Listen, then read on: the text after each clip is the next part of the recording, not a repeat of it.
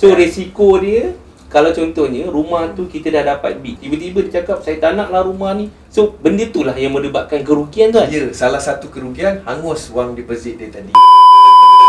Rumah tu belum ambil kunci lagi, dah kena lelong. Maknanya secara hakikatnya tuan akan dapat rumah yang baru, belum pernah diduduki pun. Maksudnya owner lama tak sempat duduk pun? Tak sempat duduk sebab dia tak bayar duit tadi. Jadi rumah tu dah terpaksa proses lelongan terpaksa dijalankan, rumah tu telah dilelong. Oh, maknanya rumah baru. Rumah baru lah. Cuma tajuk dia rumah lelong lah, tapi cuma rumah baru. Oh.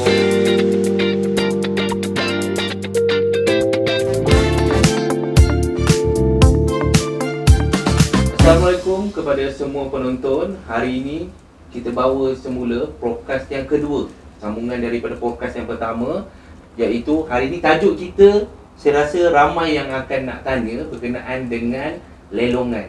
Hari ini saya bawakan kepada anda satu panel jemputan yang kita jemput khas daripada Multibid Serahan Berhad. Saya kenalkan Cik Hanafi. Assalamualaikum. Salam, terima kasih Cik Azwan. Okey, berkenaan dengan pelelong pendaftar ni, pelelong berlesen. Pelelong berlesen. Okey, pelelong berlesen. So, apa sebenarnya tugas-tugas pelelong berlesen ni, Cik Hanafi? Okey, baik. Sebenarnya pelelong berlesen ni adalah individu yang diberi lesen untuk menjalankan aktiviti jualan lelong awam. Okey. Jadi antara lain pelelong berlesen ni kita boleh melelong kenderaan, hartanah dan juga barang-barang yang terpakai. Baik. Okey. Jadi sinonim sekarang ni kalau kita kata pelelong berlesen ni, kita akan menjalankan aktiviti untuk menjualan. Kalau untuk podcast ni kita akan cerita pasal hartanah lah. Baik. Jadi kita akan menjual hartanah lelongan secara lelongan. Biasanya kalau rumah yang dibeli oleh pembeli dia tak berjaya melunaskan hutang dia, jadi kita akan melalui satu proses jualan, yang mana pelelong berlesen akan menjalankan aktiviti lelongan tadi, melengkapkan dokumentasi dia hinggalah sampai kita mendapat pembeli yang berjaya. Maksudnya tuan, pelelong berlesen ni dia bukan hanya sekadar untuk hartanah sahaja. Maksudnya dia ada untuk kenderaan dan selain itulah dia boleh. So maksudnya sekarang ni barulah saya rasa mereka ni pun faham. Diorang ingat pelelong pendaftar ni hanya untuk hartanah saja. Bila bercakap berkenaan dengan lelongan ni, pasti mereka yang dekat luar sendiri, mereka nak tahu industri lelongan ni untuk hartanah, bagaimanakah mereka untuk mendapatkan hartanah melalui lelongan ni, sejarah dengan semasa sekarang ni. Sebenarnya bila kita sebut pasal rumah lelong ni tuan, tuan, ramai yang ada stigma rumah lelong ni. Dia fikir bila kata rumah lelong ni, rumah lelong tu banyak rosak. Dia kata rumah busuk lah tuan. Rumah busuk atau rumah tu banyak sangat nak kena repair. Jadi itu perkara yang asas. Bila kita fikir rumah lelong je, kita terfikir rumah tu banyak rosak, nak kena repair, kos tinggi. Jadi lagi satu, macam Cik Azwan tanya tadi, dia orang kebanyakannya tak tahu. Betul. Tak tahu prosedur. Betul. Tak tahu cara macam mana. Betul. Jadi itu perkara yang biasa yang kita hadapi tentang bila orang fikir tentang rumah lelong. Itulah kadang-kadang diorang nak beli tu rumah tu. Dia macam bila cerita pasal lelong, diorang akan tanya, "Yalah, tapi nak dapatkan kat mana rumah lelong ni? Kena pergi ke bank ke nak dapatkan rumah lelong ni?" So bagaimana tuan untuk kita terangkan mengenai lelongan ni tuan? Baik, sebenarnya kita rumah lelong ni sebenarnya saya dah menjalankan lelongan ni selama 25 tahun ni, lebih daripada 25 tahun. Saya cerita sikit sejarah dia, proses lelongan ni. Dahulunya kita buat lelongan ni secara fizikal. Secara fizikal tu maknanya kita sebagai pelelong perlu hadir ke mahkamah ataupun pejabat tanah untuk melaksanakan acara lelong tadi. Adakah acara lelong tu yang jenis yang ketuk-ketuk tu? Ya, kita akan ketuk di hadapan. Masih ada lagi. Masih ada lagi. Dan juga dari segi pihak pembeli, dia perlu sediakan bank draft dan bawa bank draft tu daftar pada waktu tu. Maksudnya diorang perlukan sediakan deposit 10%, datang hadir ke mahkamah atau pejabat tanah dan daftar dan bida So pada waktu yang ditetapkan tadi. Live kita akan buat di pejabat tanah ataupun di mahkamah. Itu daripada pada dululah. Cuma sekarang ni, zaman sekarang dengan arus teknologi ni, kita telah beralih arah ke dalam online. Jadi sekarang pelilong dah ada website, dah ada website sistem. Jadi maknanya semua acara lilongan tu dah dimulakan secara online. So kalau melalui secara online, bagaimana dengan yang deposit tadi tu tuan?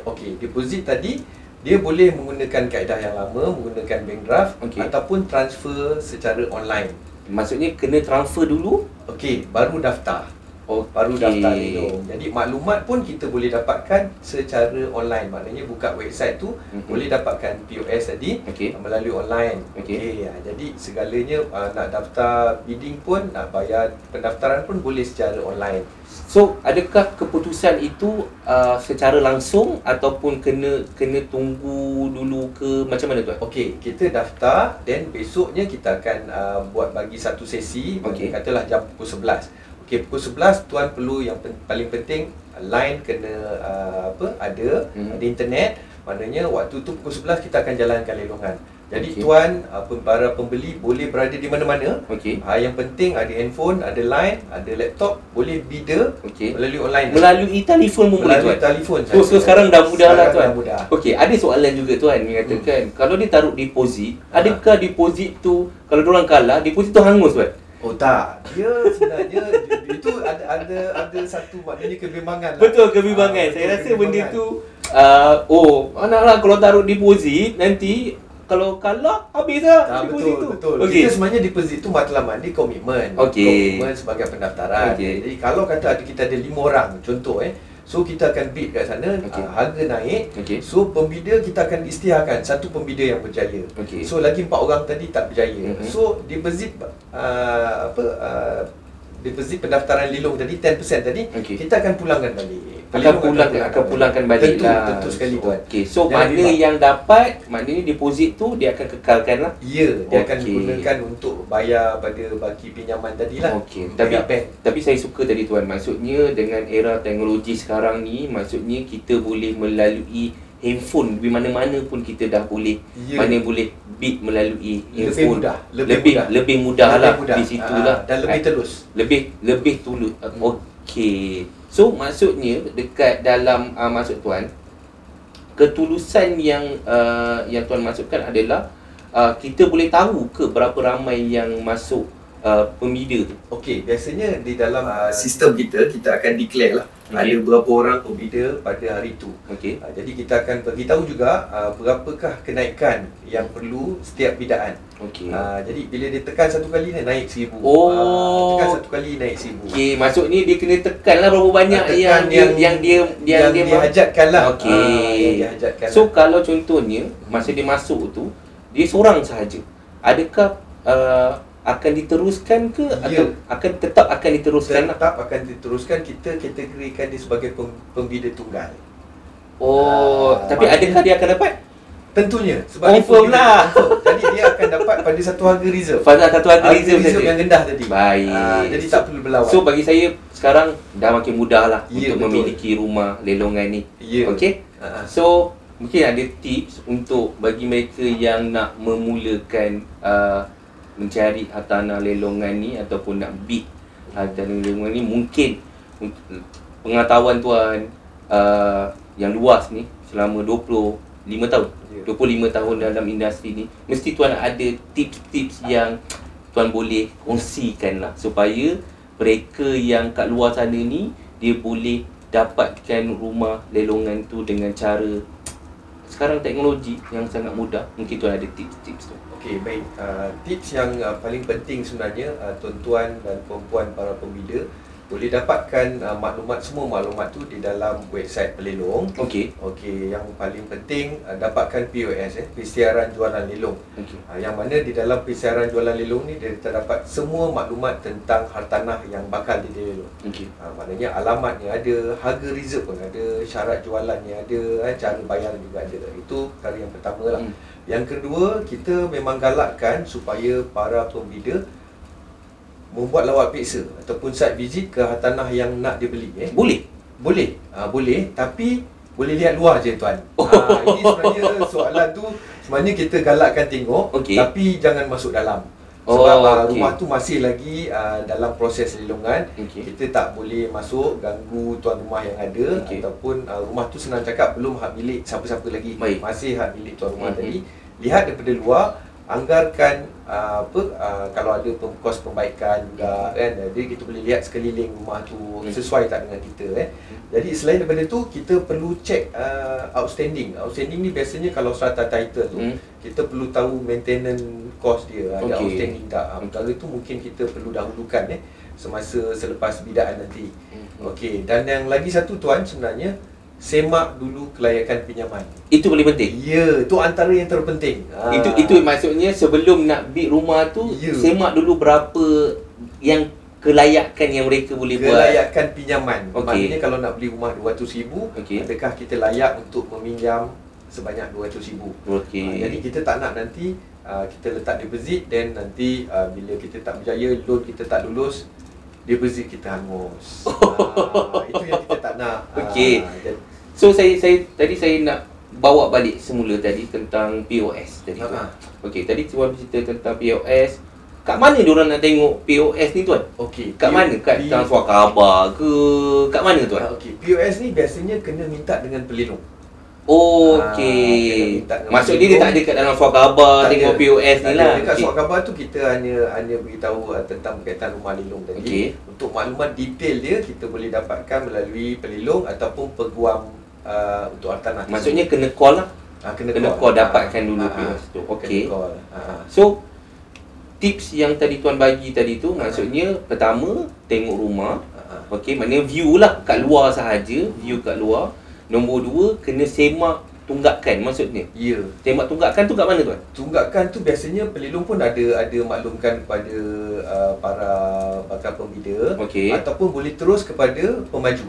Boleh terus kepada pemaju lah. Bagi tahu, rumah sekian, kita nak beli rumah sekian, boleh dapatkan outstanding payment dia tak? Outstanding payment tu. So maksudnya segala kos tu pembida lah yang akan tanggung.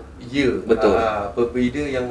Pembida yang akan dahulukan dahulu, sebelum nanti pihak bank akan bayar balik lah. Bayar balik untuk kos rumah. So itulah tips yang paling mudah yang kita boleh dapat. Maksudnya dalam website, contohnya dalam website tu, kalau kita tengok rumah tu, contohlah rumah tu di Johor Bahru. So kita nak beli rumah tu, kita dah tahu kawasan dekat mana, kita dah tengok dia punya strategi ataupun tak. So kita pergi site visit rumah tu. Maksudnya kita tengok je lah rumah tu okey ataupun tak, atau kita nak tak nak je lah nak beli rumah tu sebenarnya. Sebenarnya maksud kita tengok tu sesuai tak dengan kita. Kita nak lihat mungkin sekolah dekat kan, kita nak hantar anak sekolah ke, ada hospital lah. Itu mungkin salah satu kelebihan lah kalau bila kita tengok rumah tu terdapat fasiliti yang lengkap. So ada ke berbeza dekat dalam website gambar lain, tapi bila kita site visit gambar lain? Adakah benda tu terjadi tuan? Biasanya tidak tuan. Biasanya pelindung dan juga penilai dia dah pergi lawat peksa rumah tu. Jadi pelindung datang lagi sekali ambil gambar tu. Jadi biasanya itulah dia rumah yang kita nak lihat. Maksudnya tak pernah ada lagi lah. Belum lagi lah. Maksudnya luar nampak lain, dalam nampak lain. Dalam saya tak tahu. Dalam tak tahu lah. Itulah dia. Alright. Sekarang ramai orang bertanya juga, apa risiko tuan beli rumah lelongan ni?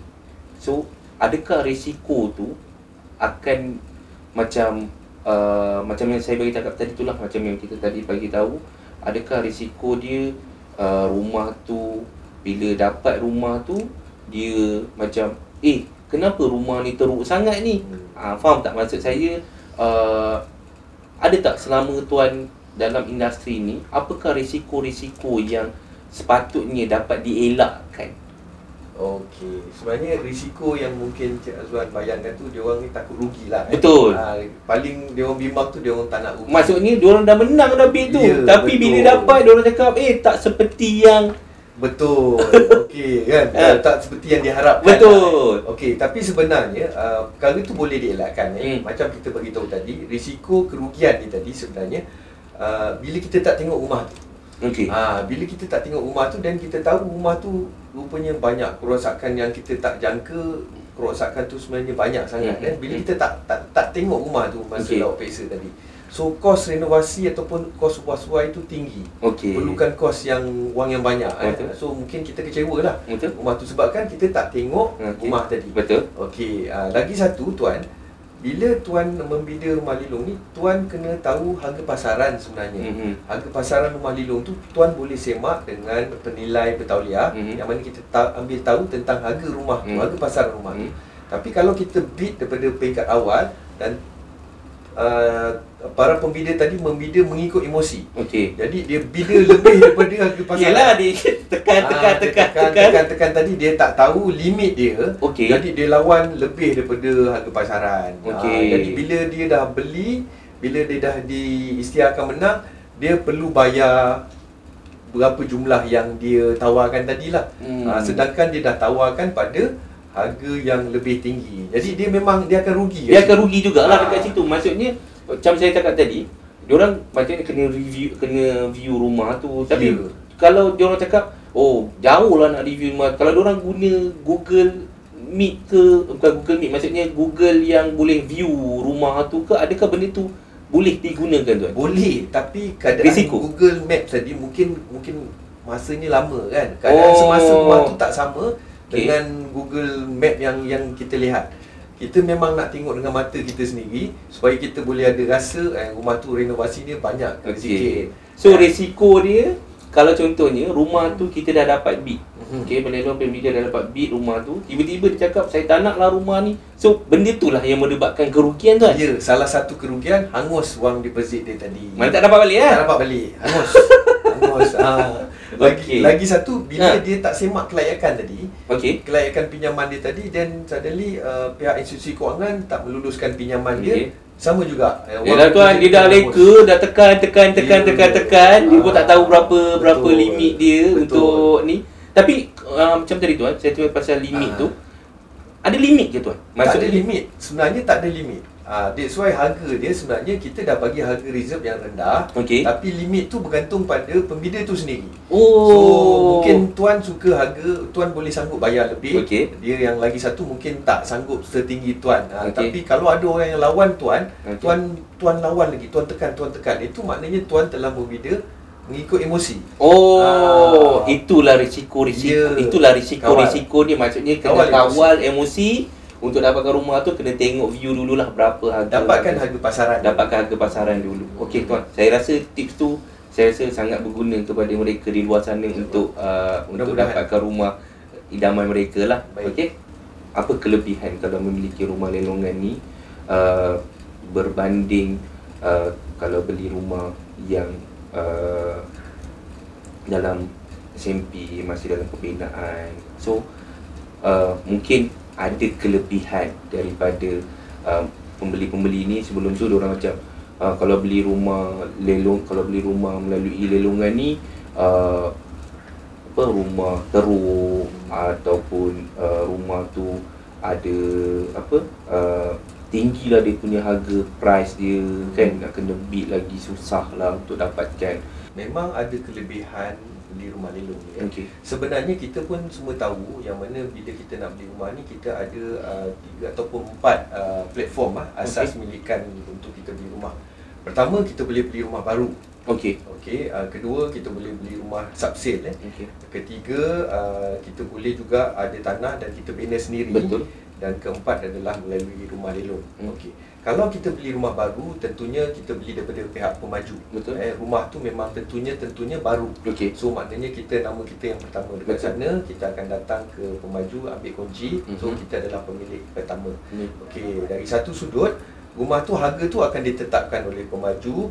Dan dalam kebanyakan hal kita harus tunggu rumah tu siap. Rumah tu mungkin belum siap lagi lah. Kalau kita beli rumah subsale, maknanya rumah subsale ni kita beli pada owner yang terdahulu. Maknanya rumah tu dah diduduki oleh owner yang pertama tu, dan dia akan jual pada kita lah. So maknanya rumah tu pun dah ready. rumah tu dah ready. Tu kalau kita beli rumah subsale. So kalau kata Tuan Cik Azwan kata Cik Azwan ada tanah tapi nak bina rumah sendiri. Betul. So maknanya pertama Cik Azwan perlu ada tanah. Betul. Dan perlu melengkapkan prosedur dengan PBT, buat submit plan, dapatkan kelulusan dan bina rumah tu dengan kos sendiri. Okey. So maknanya design sendiri tapi kos pun kena keluarkan. On the spot kena keluarkan pada kontraktor. Betul. So manakala rumah lelong ni, rumah lelong yang kita bincangkan sekarang ni, rumahnya dah ada. Okey. Rumahnya dah ada, harga reserve ditetapkan oleh pihak bank. Okey. So apabila harga reserve tu ditetapkan dan kalau kita tak berjaya jual untuk lelongan pertama, harga tu akan diturunkan 10%, 20%. So untuk lelongan yang seterusnya mungkin harga reserve tu dah turun sampai 3-40%. Okey. So maknanya harga tu, kebanyakan rumah lelong ni maknanya harga dia dah rendah. Betul. So harga rendah, rumah pun dah ada. Rumah pun ada. Ini kelebihan ni, rumah pun dah siap. Maknanya kita lengkapkan proses jual beli, kita dah boleh masuk. Okey. Okey. Kawasan pun dah matured tuan. Matured ni maknanya kawasan taman tu kita dah nampak orang dah berpusu-pusu masuk. Betul. Kan? Okey. Dah penuh. Okey. Fasiliti pun dah lengkap. So semuanya dah ada dekat taman tu. Jadi itu kelebihan yang kita nampak jelas lah. Selain daripada harga dia murah kan, rumah dah ada, fasiliti kawasan dah matang dan yang pasti yang terkini prosedur semua mudah dan telus. Itu kita nampak lebih ketara sekarang. Maksudnya kelebihan sebenarnya bergantung kepada individu tu sendirilah. Betul, kenapa betul. dia nak rumah dekat situ. Betul tuan. Betul. Sebenarnya kalau nak dapatkan rumah tu, mungkin kawasan tu kepadatan penduduk dia dah tak boleh bina rumah. So terpaksalah dia cari rumah-rumah yang begini. Betul tuan. Betul. So tapi yang paling penting kena semak dulu kelayakan. Betul Kan? betul. So itu kelebihannya so kelebihannya nak dapatkan rumah ni dengan harga yang reserve daripada bank tu memang susah sekarang nak dapat. Betul. Tapi perlu ingat juga tuan, rumah lelong ni bukan semuanya rumah yang dah rosak Okey. Macam saya cakap, kalau kita beli rumah baru, kita akan beli rumah tu daripada pemaju. Betul. Ada juga rumah lelong yang baru dibeli oleh owner tapi telah dilelong.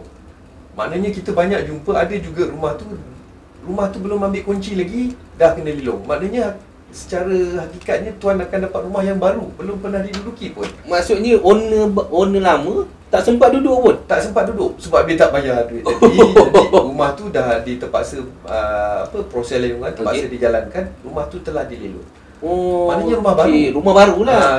Cuma tajuk dia rumah lelong lah, tapi cuma rumah baru. Okey. Itulah kelebihan dia. So kelebihan harga murah lah daripada harga.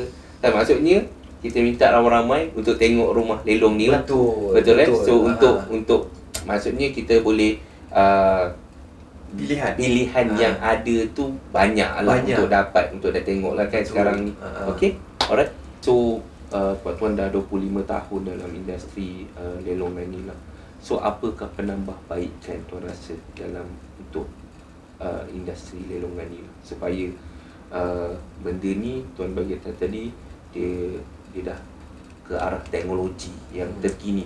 Sekarang semua orang bid pun menggunaai handphone pun boleh. So tuan rasa dalam era teknologi yang orang kata AI yang makin ke hadapan ni, so tuan rasa apakah penambahbaikan yang boleh ditambah dalam untuk orang kata susur alur tu dia dapat ikut moden yang terkini? Okey, seperti yang kita maklumkan sekarang, kalau dulu kita banyak menjalankan lelongan secara fizikal di tempat agensi yang terlibat, dan sekarang kita pun telah beralih ke online sejajar dengan arus teknologi, kita dah beralih ke semuanya dalam online. Jadi semua pihak pembida boleh mendapatkan maklumat secara online. Jadi website tu semua pun ada terangkan semua segalanya. Cuma idea saya sekarang ni mungkin masih kurang promosi tentang awareness tentang kebaikan rumah lelong ni. Jadi kalau kita dapat perbanyakkan awareness dan juga memberitahu kepada para pembida, para pembeli rumah khususnya di luar sana, supaya jangan abaikan platform rumah lelong ni. Macam Cik Azwan kata tadi, ini adalah salah satu pilihan yang para pembeli rumah ada untuk lihat platform rumah lelong ni, belajar tentang rumah lelong ni, banyakkan konten ataupun kita setiap pelilong banyakkan konten lagi untuk kita mempromosikan lagi platform rumah lelong ni. Sebenarnya banyak kebaikan, kita kena beritahu banyak kebaikan. Yang penting semua pembeli harus ada ilmu Jadi ada awareness tentang salah satu pilihan yang terbaik untuk dia mendapatkan satu harga rumah yang murah. Harga murah maksudnya melalui platform rumah lelong. Jadi kurang promosi. Jadi kita harus promosikan platform rumah lelong ni lebih banyak lagi lah, supaya permintaan terhadap rumah lelong ni meningkat. Betul. So kalau tuan bagi tahu tadi selaras dengan kita nak ikut perubahan zaman sekarang ni lah, melalui teknologi. Kalau saya boleh kaitkan sikit, sekarang ada banyak unsur-unsur penipuan. Betul. Contohnya ejen. Maksudnya ejen ni bukan dia broker, dia cakap tak apa, nak rumah ni kan saya boleh dapatkan rumah ni. So adakah itu dikira betul ataupun macam mana tuan? Okey, betul sebenarnya. Mungkin maklumat tu lebih baik para pembeli rumah dapatkan daripada terus website pelelong. Jadi di website pelelong tu dah lengkap dah lengkap tentang maklumatnya, caranya, syarat-syarat jualannya, semua dah lengkap. Jadi kalau tuan-tuan nak bimbang tentang penipuan tadi, hubungi pelelong terus. Jadi dapatkan maklumat tu daripada pelelong terus. Maksudnya tak ada ejen lah yang maksudnya lebih baik macam tu lah untuk apa orang panggil, untuk mendapatkan, takut ada penipuan. Betul tuan dia cakap tak apa, masuk deposit 5,000 confirm akan dapat rumah ni. Oh tak ada. Kita bayar pun direct dengan akaun client account untuk pelelong tadi, bank yang terlibat, bayar direct. Bayar hantar bank draft pun direct kan. Jadi maklumat pun kita boleh dapat terus daripada sana. Maksudnya saya boleh kaitkan tadi, walaupun era kemajuan dah dapat sekarang maksudnya ke arah itu, maksudnya promosi yang kita penting, education orang panggil apa, pengetahuan tu penting. Yang paling penting adalah cek kelayakan. Cek kelayakan tu penting. Nak tengok rumah tu berkemampuan ataupun dia mampu untuk beli ataupun tak mampu lah. Mungkin dia boleh cari rumah yang dalam website tu yang lebih rendah mengikut kemampuan dia. Betul tuan Lebih selamat beli daripada platform pelelong tu direct. Direct lah. Okey, boleh. Okey, terima kasih Cik Hanafi daripada Multibit yang saya rasa perkongsian hari ini sedikit sebanyak dapat membantu kita punya para penonton-penonton di dalam Facebook, YouTube, LPPSA. Dan jangan lupa untuk follow Cik Hanafi, betul, di Facebook, Instagram dan TikTok, betul, Multibit. Okey, dan tuan-tuan boleh follow di semua media sosial LPPSA untuk mendapatkan maklumat lelongan, dan juga tuan-tuan boleh dapatkan flyers lelongan di semua media sosial LPPSA, di Facebook, di Instagram dan juga YouTube LPPSA dan juga portal LPPSA. Okey, so semoga kita berjumpa lagi tuan-tuan. Anda tanya, kami jawab. Terima kasih.